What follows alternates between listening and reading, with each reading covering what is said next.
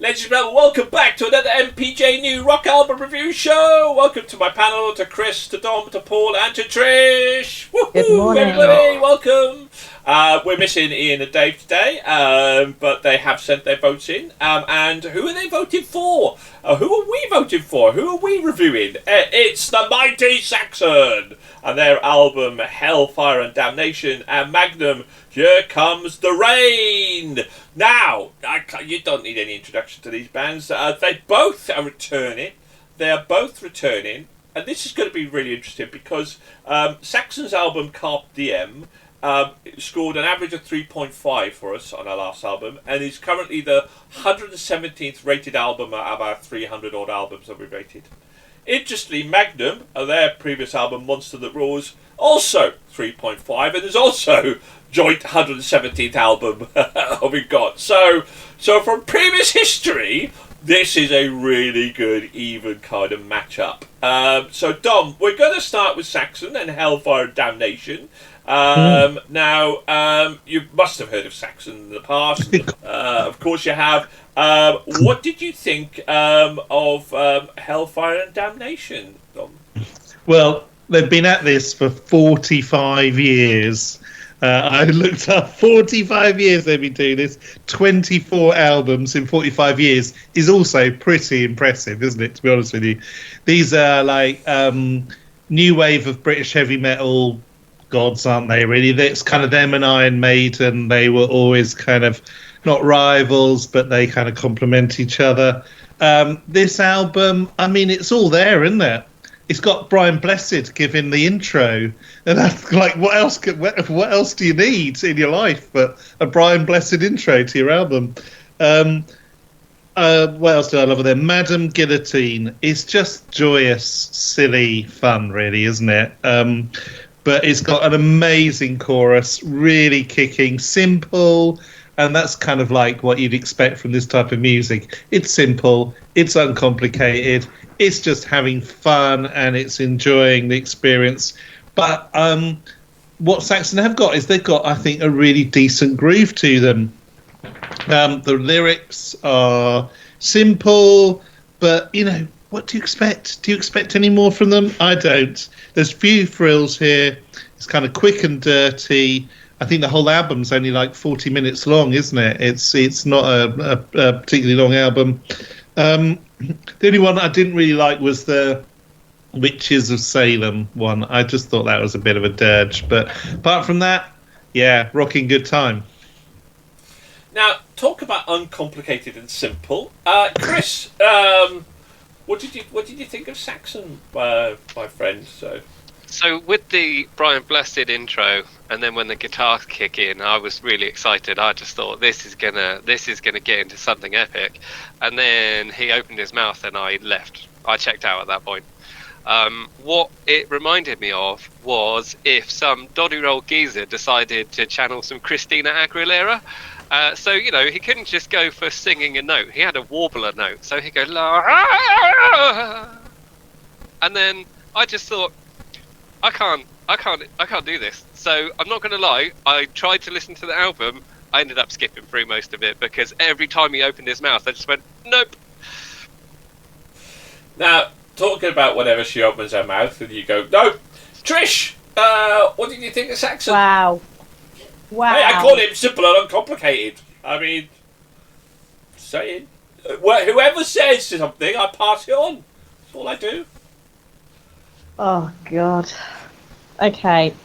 So, Saxon. I have to say in my teenage years, I was probably more aware of Magnum's music rather than Saxon's, even though I knew of them. So I wasn't too sure what to expect and if I would enjoy.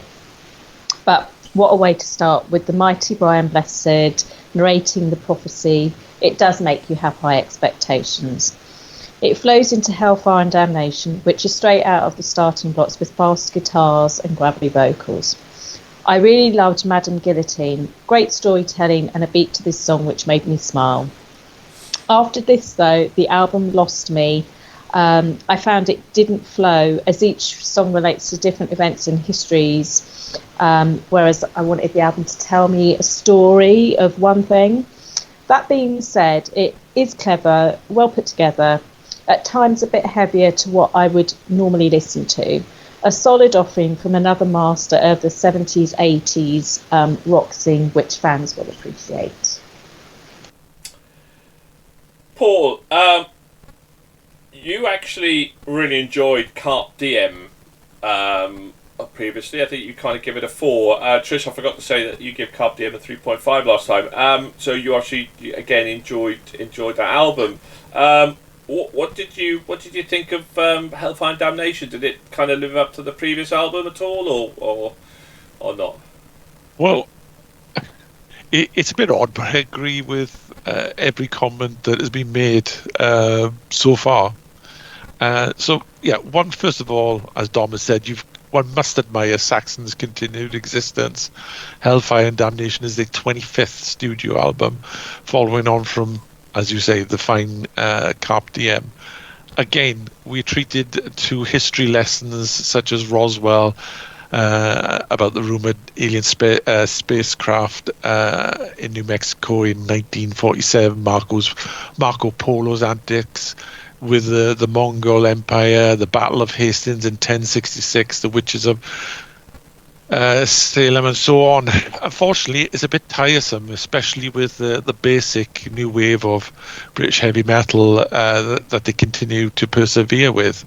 I can't condemn the album or the music. It's just nothing new, and it felt the same old thing. It just didn't have the theatrics of the previous album by a long way. It was the same old stuff.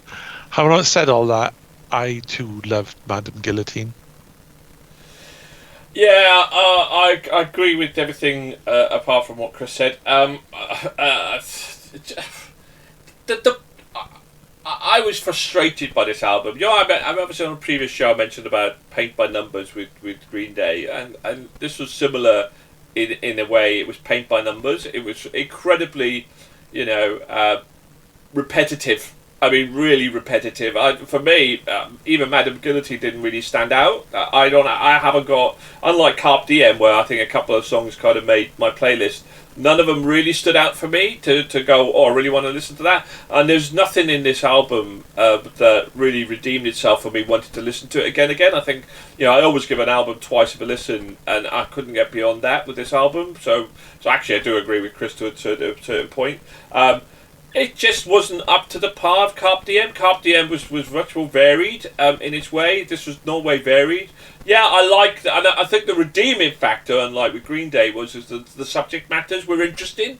So there were some interesting subject matters which kept you a little bit engaged. But in terms of you're right, Brian. It reminded me of Man of War, that entry in terms of Brian Blessed and kind of coming in. It was like, oh yes, bring it on, and I agree with Chris on the opening riffs and then that was the highlight of the whole album, really, for me. So it was just a little bit turgid and a little bit kind of wading through sticky mud, which was a shame because, I'm a kind of big fan. But this album didn't really kind of cut it as a previous album for me.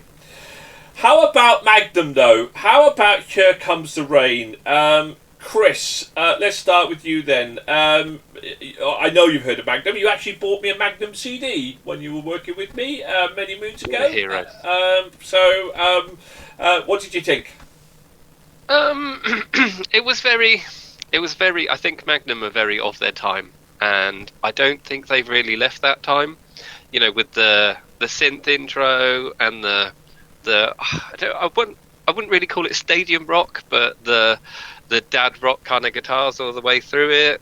It was okay. It was just a little generic, and I also found it very ballady, which again is very of its time, but maybe mix it up a little bit. Well, let's mix it up now and go to the wonderful, beautiful Trish.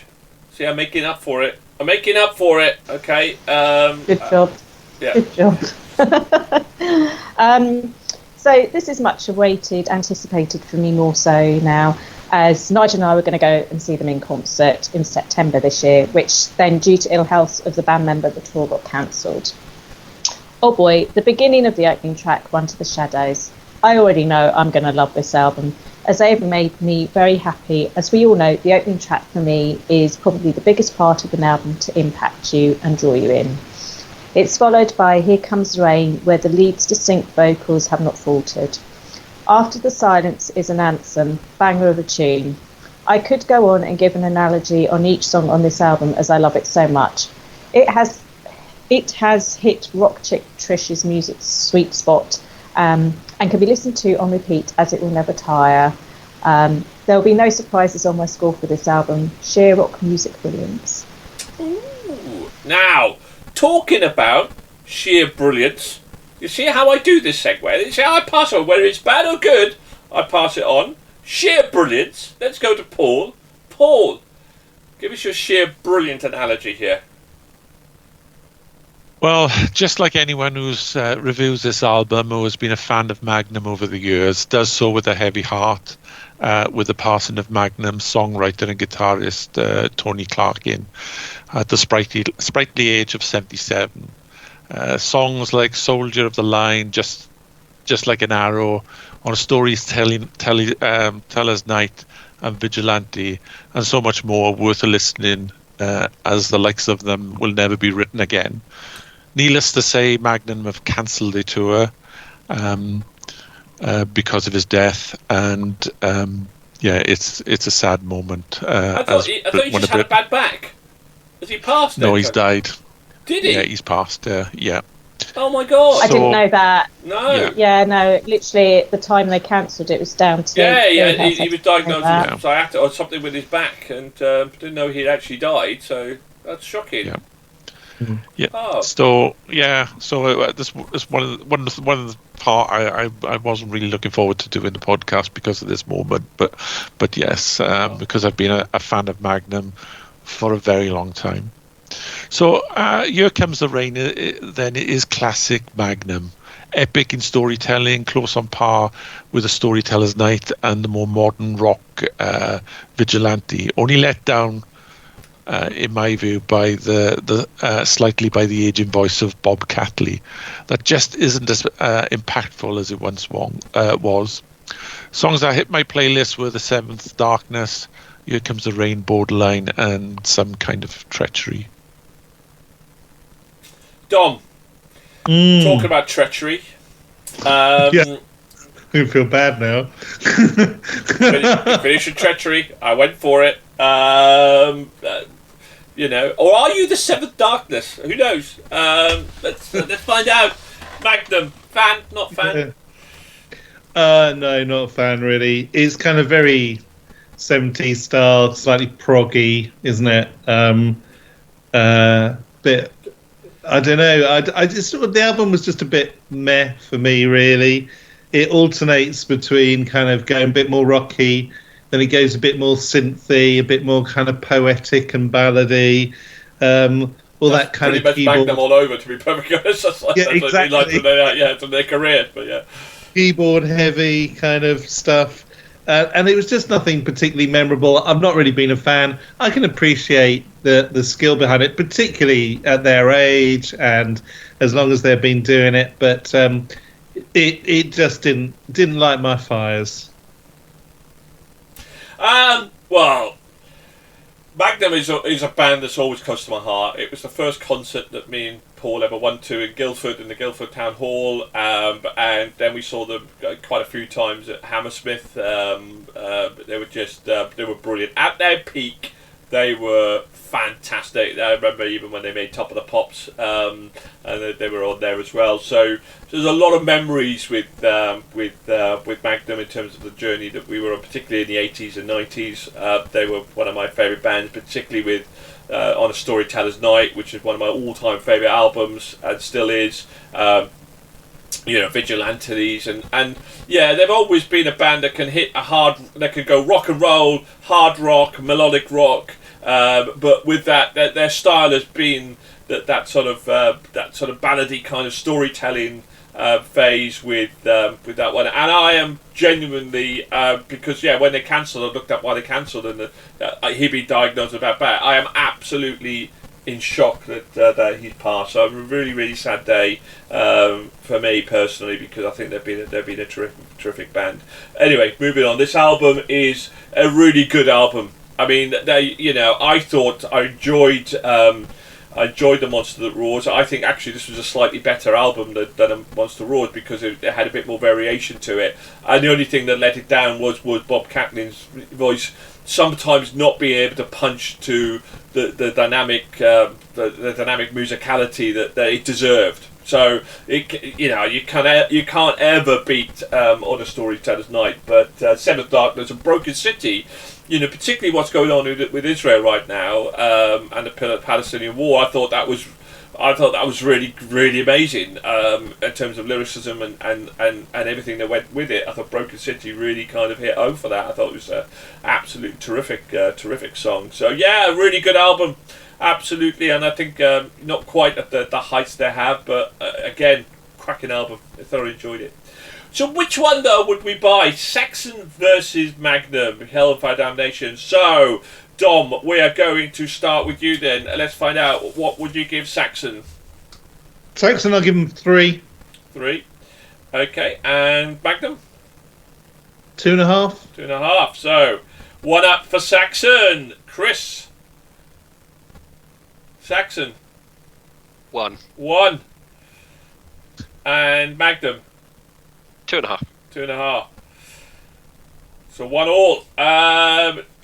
Trish, now last time you give Saxon a 3.8, you give Saxon 3.5. What are you going to give him this time? 3. 3. Oh, not as good as last time. And Magnum, last time you give a 4.5. 5. 5 for Magnum. Woohoo! Okay, Paul, Saxon, last time you give them a 4. What was it this time? Well, for me, it was a drop in form at 2.5. Okay, and last time you give Magnum a 3.5. What are you going to give him this time? I thought it was a better album than last time, so 4.5. 4.5. Woohoo! Excellent. Right, Dave gives Saxon, oddly, a 3. But he gave Magnum a 1.5. What the? It's really nice to see that Dave has consistently been my opposite through the entire time we've done this podcast. It's sweet. I like it. Isn't it? It's sweet. So that's 4-2. Magnum are going to win this. Ian give Saxon a 1.5, and he give Magnum a 3.5. So there we go. So Magnum's going to win now. Battle of the Bands. I give last time I gave Saxon a 4. Totally dip in form. They got a generous 3 for me because they would have got 2.5, but Brian Blessed boosted that up by 0.5 point without any shadow of a doubt whatsoever. And Magnum, I can't give Magnum a 5. I just can't. Not after Storyteller's Night. They can't have a 5 because they can never beat on a Storyteller's Night. So they can only give the maximum I can give based on that as a 4.5. So for me, so yeah, they're gonna kind of win. So congratulations. Now, will any of these amazing bands reach the heights of an average of 4? I think not. But where will they beat their previous score of 3.5? So we're got my calculator here, everybody. And so we're gonna tally up these numbers. So Saxon 4 plus 3 plus a 2.5 from Paul, a 3 from Dave. That's not bad, is it? But then Ian goes, yeah, nah, I'm not having that. 1.5. Dom a 3 and Chris a 1. It's not good, is it? It's not good. So it's not going to be. It's not going to be pretty. Let's put it that way. They scored a 2.6. 2.6 for Saxon. That's a down on their 3.5. But we're very honest people. We're very, very honest people. Let's find out Magnum then. So between me and Trish, they got a 9.5. So that's pretty solid. Paul, another 4.5. It's looking good. Until we get to Dave's 1.5. Me and him are going to fall out big time. 3.5 from Ian. a shitty 2.5 from Dom, and a shitty 2.5 from Chris. I'm not happy. 3.4. So pretty much on par with their previous album, really, pretty much on par. But by a long way, they win Battle of the Bands. Congratulations to Magnum. Our thoughts and are with you in regards to Tony's passing. Absolutely gutted. And we hope you live on his memory, continue on with your brilliant music. Okay, thank you to everybody. Thank you to Dom. Thank you to Paul. Thank you to Trish. Thank you to Chris. Thanks to Dave and to Ian for submitting their votes and listening. Sorry you couldn't be here with us today. And goodbye and keep rocking, everybody. Bye for now. Bye.